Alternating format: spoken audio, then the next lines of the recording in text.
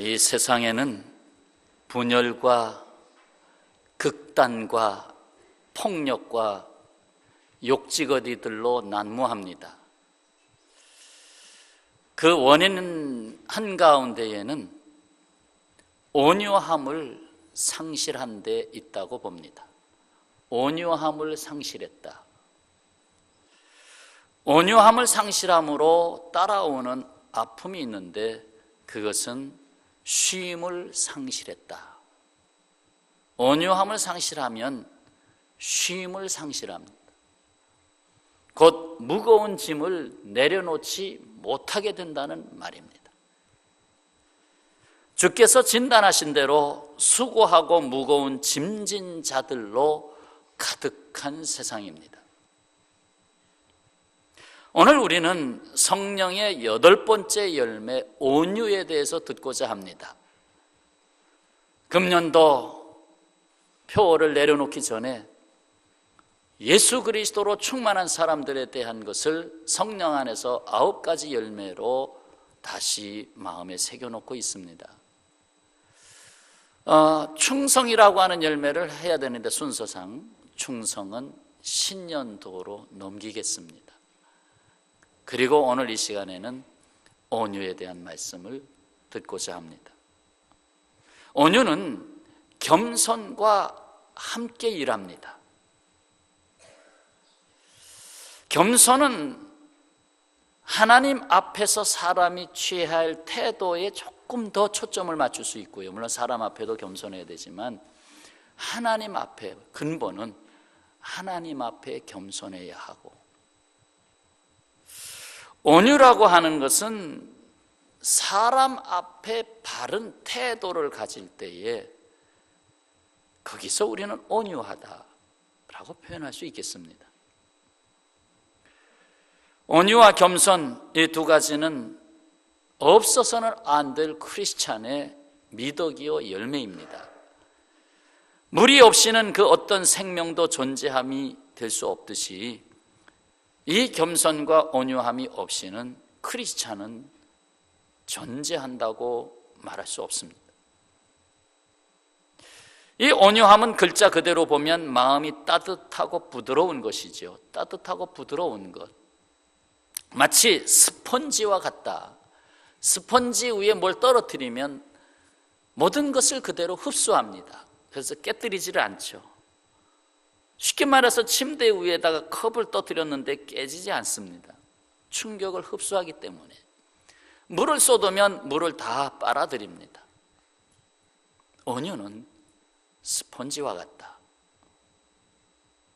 곧 나를 내려놓고 받아들이는 태도가 온유합니다. 나를 비우고 받아들이는 태도가 온유합니다.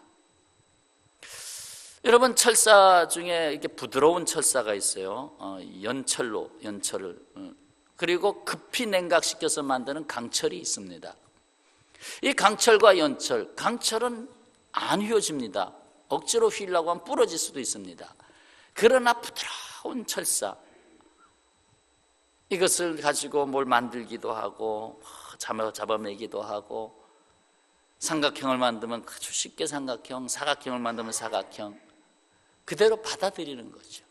부드러우니까 받아들이는 거죠. 그렇다면 온유는 타고나는 것인가? 저 사람 성품, 온유한 성품 참 타고났다, 그렇게 정의할 수 있겠는가? 아니다라는 거예요. 왜냐?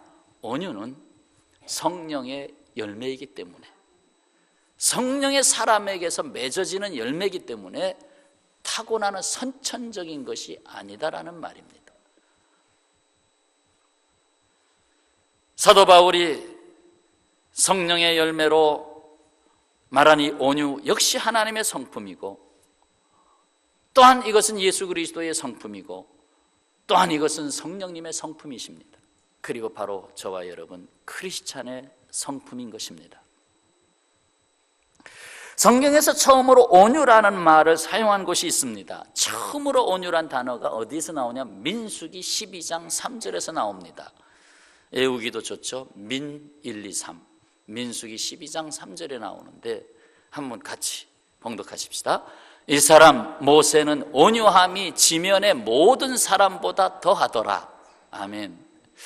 모세는 온유한 사람이다. 그 온유한 사람이 그동안 있었던 사람들과 비교할 수 없을 정도로 아주 뛰어난 온유한 사람이다. 성경 사전에서 온유에 대하여 모세를 인용하면서 설명합니다.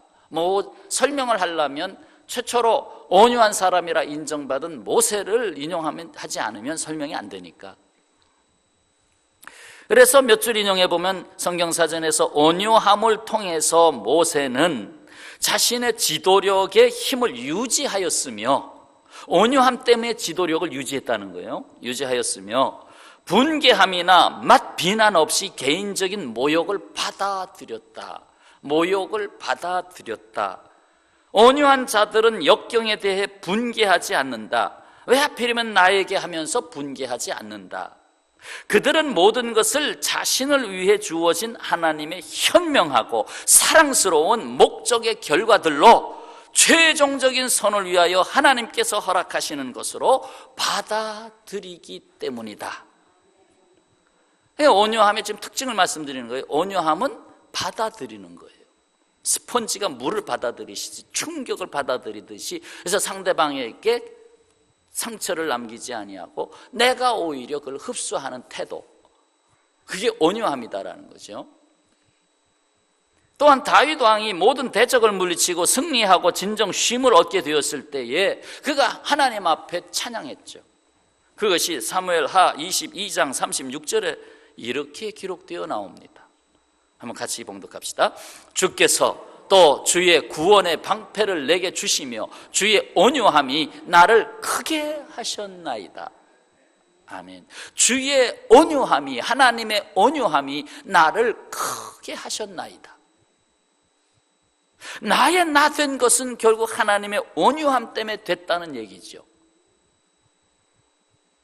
이것을 시편 찬송에서 다시 노래합니다. 시편 18편 35절에 똑같은 말씀이 나와요.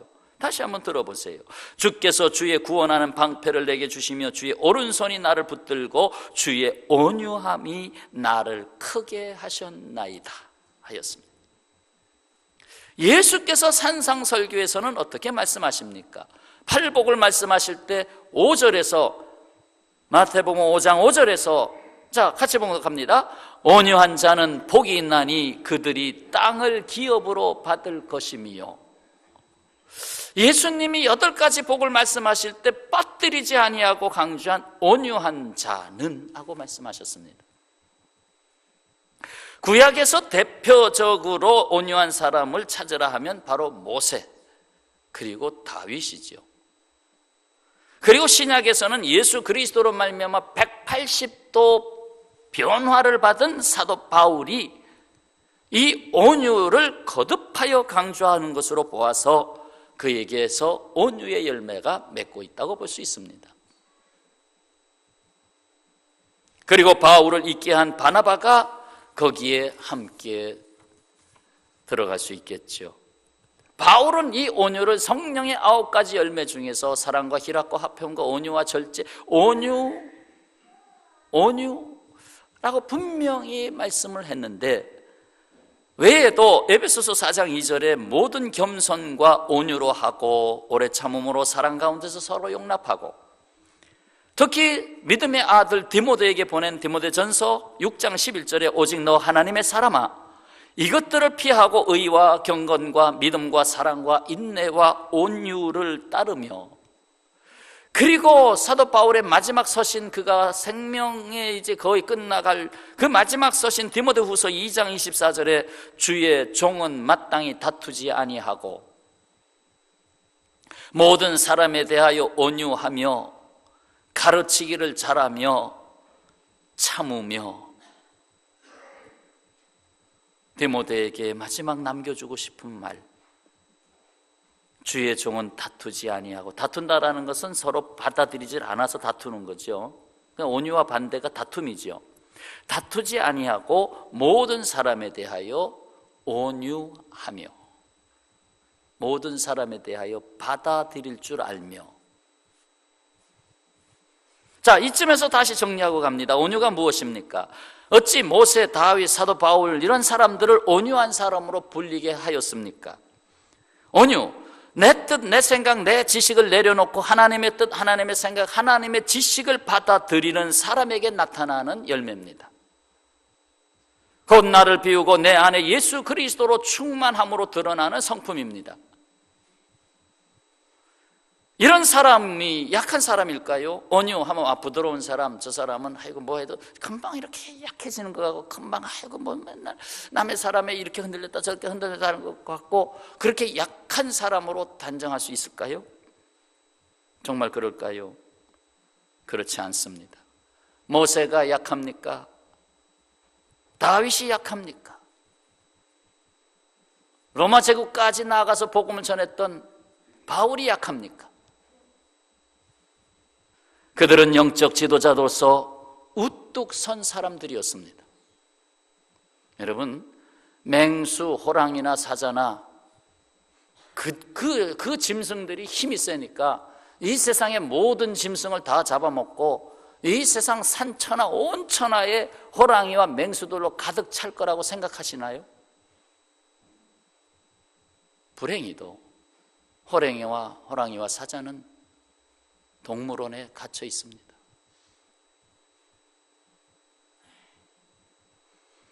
오히려 우리 곁에 있는 동물들은 작은 애완용 강아지들, 고양이들, 또 땅속으로 들어가면 개미들, 나무 위로 올라가면 배짱 조그만 여치들, 뭐 이런 귀뚜라미들, 그런 것들이 번성하고 있습니다.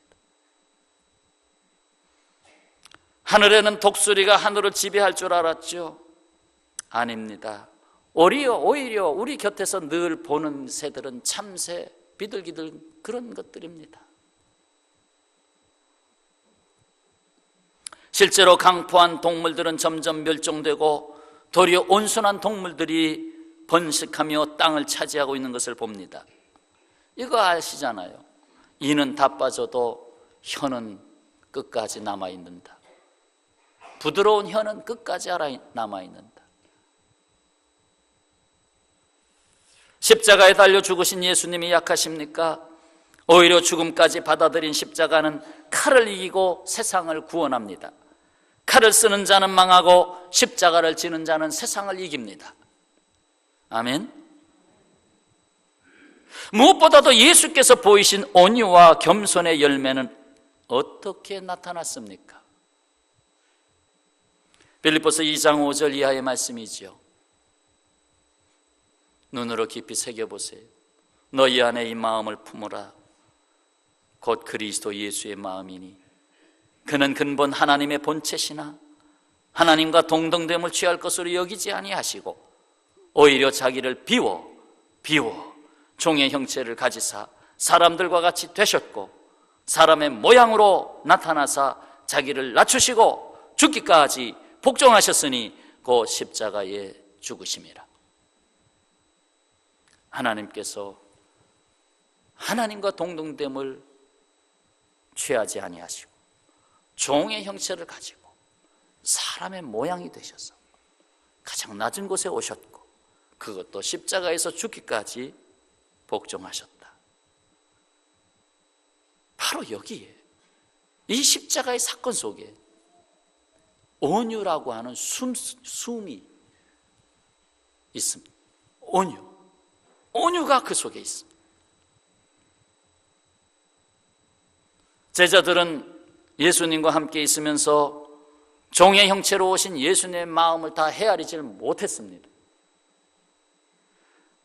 그래서 서로 누가 높으냐 논쟁하지 않았습니까?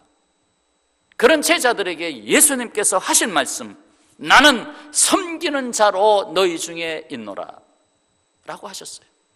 얘들아, 나는 섬기는 자로 너희 중에 있노라. 그런데 너희들은 지금 무슨 생각하고 있느냐? 실로 최고의 권위자 예수께서 그 권위를 어떻게 사용하셨는가를 우리가 바르게 보지 못한다면 기독교의 핵심을 놓치는 것입니다. 천지를 창조하시고 모든 통치권을 갖고 계시고 역사를 주관하시고 역사의 알파와 오메가가 되시는데, 그 엄청난 권위를 갖고 계신 분이 이 땅 위에 어떤 모양으로 오셨으며 어떻게 이 땅에서 그 하나님의 모습을 드러내셨는가, 이것을 놓친다면 크리스찬의 생명력 함께 놓치고 말 것입니다. 예수께서 말씀하십니다. 나는 마음이 온유하고 겸손하니. 자, 오늘 본문 말씀 29절 30절 같이 봉독합니다. 나는 마음이 온유하고 겸손하니 나의 멍에를 메고 내게 배우라. 그리하면 너희 마음이 쉼을 얻으리니 이는 내 멍에는 쉽고 내 짐은 가벼움이라 하시니라. 아멘. 여기서 오늘 말씀의 제목이 드러났습니다. 온유란 무엇입니까? 예수님의 멍에를 메고 쉼을 얻는 것이다. 이해가 되십니까? 예수님의 멍에를 맨다는 건 예수님의 십자가를 내가 받아들인다는 거죠. 내 안에 받아들인, 저건 내 십자가다 하고 받아들인다는 거죠. 받아들이고 그 십자가를 지었더니 나를 따르려면 제 십자가를 지고 나를 따르라. 예수님의 이름으로 십자가를 지는 게 무거운 줄 알았더니 그게 쉼을 얻는 것이었다 하는 것입니다.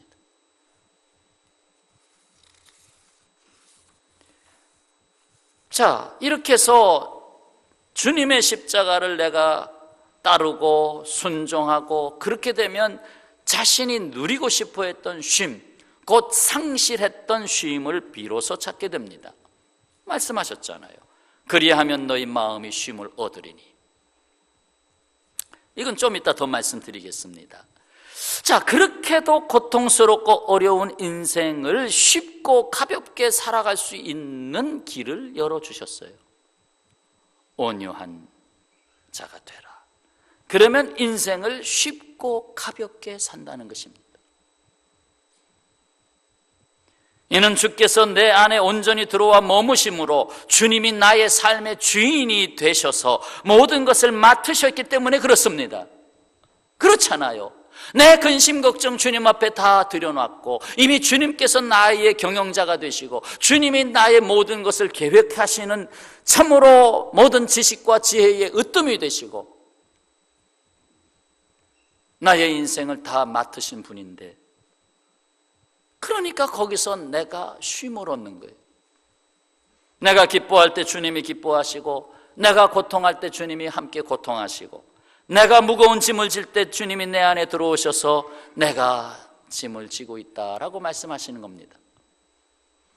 그래서 참으로 우리 그리스도인들이 어느 시에 어느 때에 어떤 환난을 당하는지 모르겠습니다. 그러나 누가 내 생명을 요구한다면, 너 사자굴에 다니엘처럼 사자굴에 들어가야 되겠다 한다면 그래, 좋습니다. 갑시다. 사자굴로 들어가면서 주님이 가시죠. 지금 주님이 내 안에서 사자굴로 들어가시죠. 거기서 쉼을 얻는 것입니다. 자, 그렇다면 그 온유함의 능력은 어떻게 나타나고 있습니까?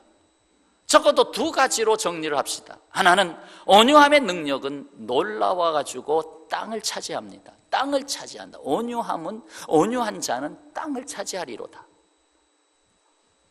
이 땅의 의미는 재산, 소유권을 의미하는 것이 아닙니다. 이것은 하나님의 뜻이 실현되는 세계를 의미합니다. 땅 끝까지 이르러 내 증인이 되라. 하나님의 나라가 실현되는 세상, 땅을 차지하리로다. 주여, 나 때문에, 나로 인하여 하나님의 뜻이 실현되는 세계를 이루시네요. 곧 나의 삶에 영향력을 주님께서 나타내시네요. 내 안에 예수님께서 살아계시고 내 안에서 하나님이 하시니까 거기서 비로소 영향력이 나타나는 것입니다. 하나님의 뜻을 실현하기 위해서는 하나님의 뜻을 따르는 사람들이 필요합니다. 내 뜻이 아닌 하나님의 뜻, 내 지식이 아닌 하나님의 지식을 갖고 따라야 되지 않습니까? 그런 사람들을 성경에서 온유한 자라고 합니다. 그런데 그 온유한 자를 비슷한 말로 바꾸면 순종하는 자입니다. 하나님의 말씀 앞에서 온전히 내 뜻을 내려놓고 순종할 수 있는 자가 온유한 자라는 말씀입니다. 오래전에 어느 선교사가 인도에서 경험할 수 있었던 일입니다. 그리스도인들이 힌두교가 주종을 이루고 있는 그 인도의 어느 마을에서 예수님을 전하니 어찌 그들이 좋아하겠습니까? 그래서 핍박을 가하고, 그래서 심지어 폭력을 쓰고 불을 지르기도 하고 막 그러면 그 선교사들이나 또는 그리스도인들이 어떻게 삽니까? 특히나 예수 믿겠다고 돌아온 개종한 그리스도인들을 핍박해서 그들을 못 살게 하면 누가 예수님 믿겠습니까? 그래서 법에다가 호소했습니다.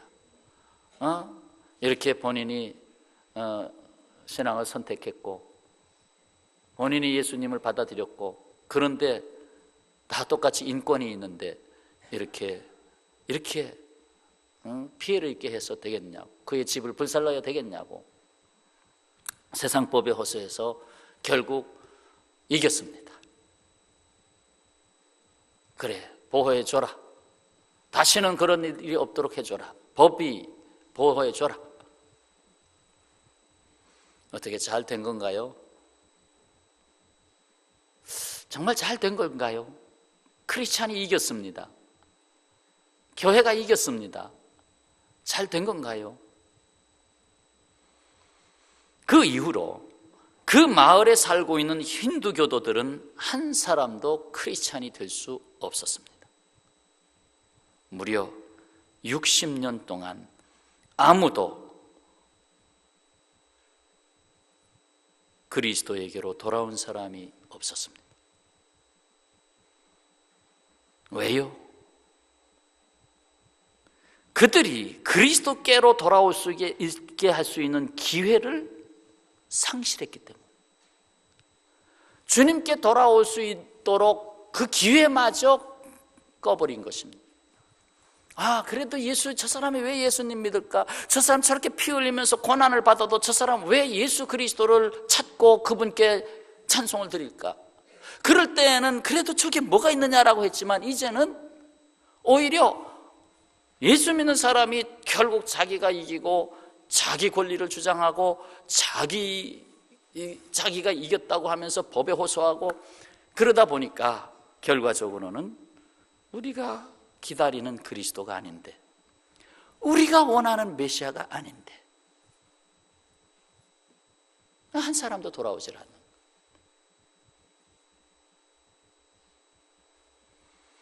예수님이 땅 위에서 오셔서 십자가에 달리실 때 지셨잖아요. 십자가에 달려 죽으셨잖아요. 지셨잖아요. 세상 사람들에게 지셨잖아요.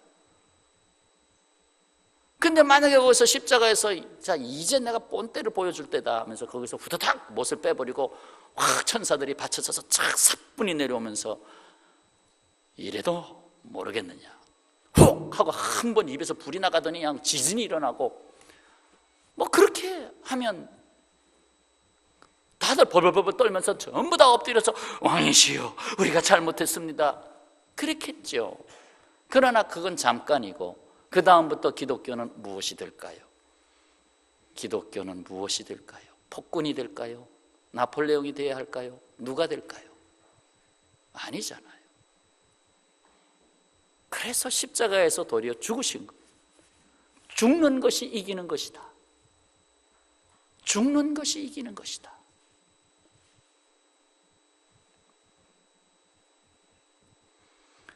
결국 인도의 그 마을의 땅을 잃은 것입니다. 하나님이 주신 땅을 잃은 것이에요. 온유한 아내는 남편을 땅으로 얻습니다. 온유한 남편은 아내를 땅으로 얻습니다. 온유한 부모는 자녀를 땅으로, 온유한 자녀는 부모를 땅으로 얻습니다. 온유한 가정은 행복을 기업으로 얻습니다. 온유. 이는 자신보다 훨씬 더 크고 위대한 존재 앞에 자신의 생각과 감정을 차분히 내려놓고 잠잠히 그분의 뜻을 따르는 것입니다.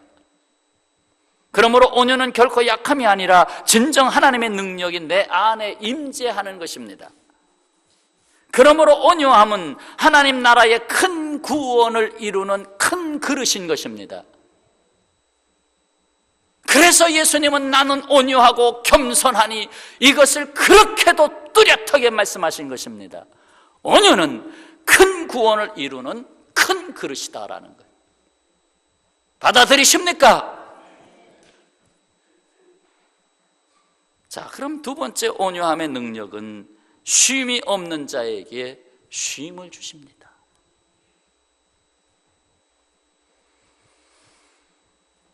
인간의 삶에서 쉼 곧 안식이 없이는 행복할 수 없어요. 더욱이 육신의 쉼을 갖는다 해서 아이고 이제 자야지, 잠을 자요. 근데 잠이 제대로 자시나요? 아휴, 내일 직원들 월급 줘야 되는데 내일 월급 주려면 또 한 2천만 원 또 빚져야 되겠네. 더 잠잘라 그러면 저 사람 나한테 부도를 내고 도망갔어. 밤새도록 쫓기고 따라가고 달려가는 꿈꾸다가 잠도 제대로 못 자고 일어나 보니 새벽 2시, 일어나 보니 새벽 3시, 일어나 보니 새벽 4시.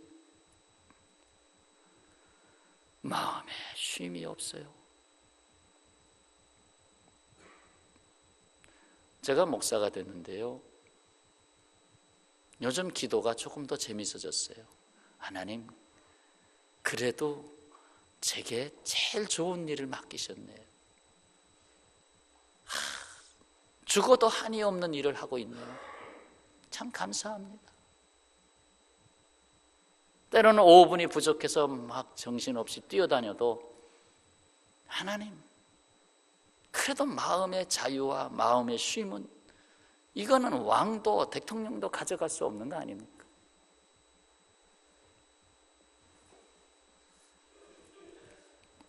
하나님이 이 세상을 창조하시고 비로소 쉼을 얻은 것은 제7일째였습니다. 7째 날을 안식일로 구별하시고 복 주셨습니다. 안식일의 복을 누리게 하셨죠. 이 7째 날의 쉼의 행복을 누리지 못하게 된 것은 인간이었습니다. 왜? 하나님을 떠났기 때문에, 모든 것을 인간의 소유로 바꿨기 때문에 안식일마저 구별하지 못하게 됐습니다. 그러다 보니 인생 전체가 쉼을 상실했어요. 평생 고생하고 평생 마음 편안할 날이 없고 정말로 인생을 살고 마지막 눈을 감을 때 슬픔과 탄식뿐이라. 그런 인생이란 말이죠. 그래서 하나님은 안 되겠다, 저 쉼이 없는 인생들 불쌍히 여겨야 되겠다. 그래서 때가 되면 예수님이 오시지 않았어요. 예수님은 와서 뭐라고 했습니까? 내가 안식일의 주인이다. 안식을 잃은, 쉼을 잃은 인생들에게 내 안에 들어오면 비로소 너희가 쉼이 무엇인지를 알게 되리라. 야, 얘들아, 오늘 주말은 쉬러 가자. 쉬러 가는데 길이 막혀서 7시간, 오는데 길이 막혀서 7시간. 아이고, 차라리 집에서 치킨이나 시켜서 먹을 걸. 이것도 쉼도 아니고 저것도 쉼도 아니고. 진정한 쉼이 무언가? 그것은 예수 그리스도 안에 온전히 내가 머물기 전까지는 그 쉼을 찾을 수가 없다는 것입니다. 비유컨대 나침반 바늘이 윙 돌려놓으면 돌다가 정북극을 향하여 딱 쓰잖아요. 정북극을 향하여 딱 쓰면서 비로소 나침반의 바늘은 쉼을 얻습니다. 내 인생 수없이 돌고 인생 방황하다가 예수님을 온전히 만나고 예수님께 나의 인생의 목표와 방향을 고정하고 거기에 모든 것을 맡겼을 때 비로소 더 이상 좌로나 우로나 치우치지 아니하는 쉼을 얻게 되는 것입니다. 노아의 방주에서 까마귀를 내보냈더니 사명 감당 못하자 비둘기를 내보냈습니다. 첫 번째 비둘기가 나가서 앉을 곳을 찾지 못하고 노아의 방주로 되돌아왔습니다. 세상으로 가보니 아직도 죽음의 그늘이 다 거치지 않았습니다. 아직도 새 이파리가 나지 않았습니다. 앉을 자리가 없습니다. 쉴 자리가 없습니다. 다시 돌아왔습니다. 오늘 예배의 자리에 함께 하셨습니다. 이 세상 살면서 진정한 쉼의 의미를 정말 찾고 계시나요? 잠만 푹푹 잔다고 쉬는 건가요? 아니지요. 마음에 쉼이 없으면 쉼이 없어요.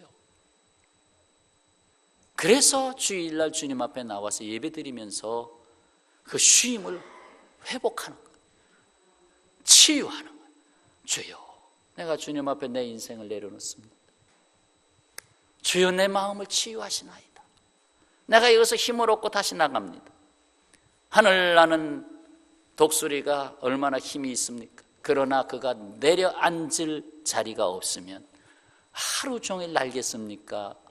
밤에도 날겠습니까? 이틀을 날겠습니까? 결국 앉을 자리가 없으면 추락하는 것입니다. 죽는 것입니다. 쉼이 없으면 죽는 것입니다. 그래서 예수께서 내가 너희를 쉬게 하리라고 말씀하시는 겁니다. 주님은 나의 쉼표입니다. 주님은 나의 쉼표다. 따라서 하시죠. 주님은 나의 쉼표. 아멘. 예, 나의 쉼표. 쉼표. 글을 읽다가 쉼표 나오잖아요. 쉬어라. 그래서 숨을 한번 쉬어라. 숨 안 쉬고 너 더 못 읽는다는 거예요. 제가 찬송을 부르는데 저도 폐활량이 비교적 좀 크거든요. 그래서 한 줄을 다 하고 둘째 줄까지 다 할 때도 있습니다. 숨을 안 쉬고. 그런데 그래도 숨을 쉬어야 되잖아요. 그럴 때 할 수 없이 숨을 쉬면 끊어지는 거예요. 약간 끊어지는 거예요. 그리고 입에 고이는 침샘에서 나오는 거 삼켜야 되잖아요. 그러니까 잠깐 쉬는 거예요.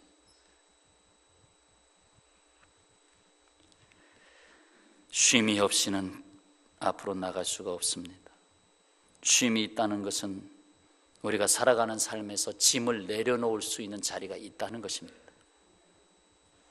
아무리 작은 짐이라도 내려놓을 때까지는 쉼이 없어요.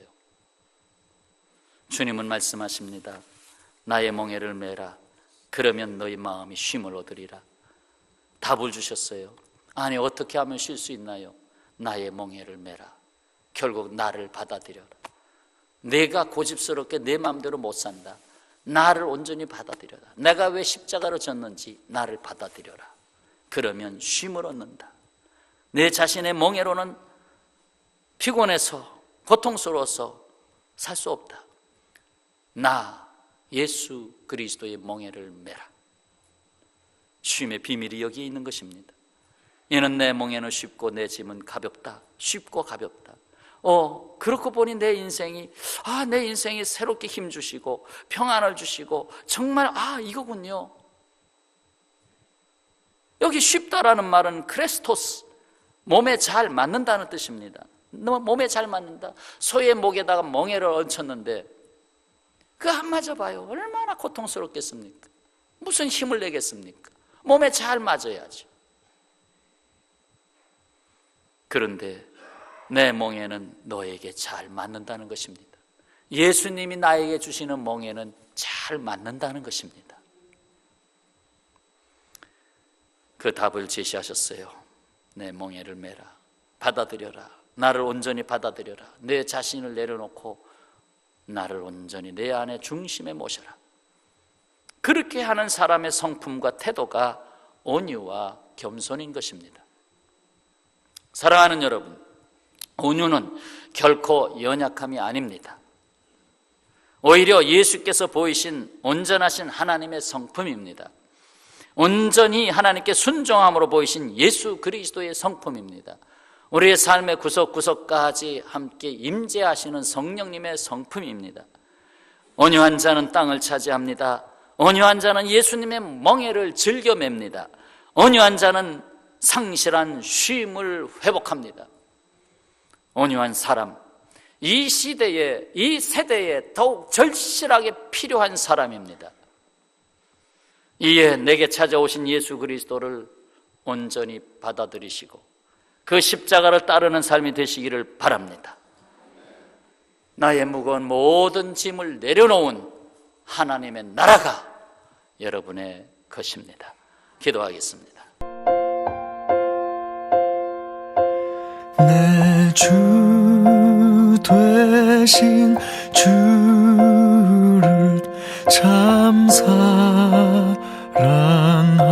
사랑하고 곧 그에게 죄를 다 고하리라. 그는 은혜를 주신 내 예수 시니 이전보다 더욱 사랑합니다. 주 날 사랑하사 구하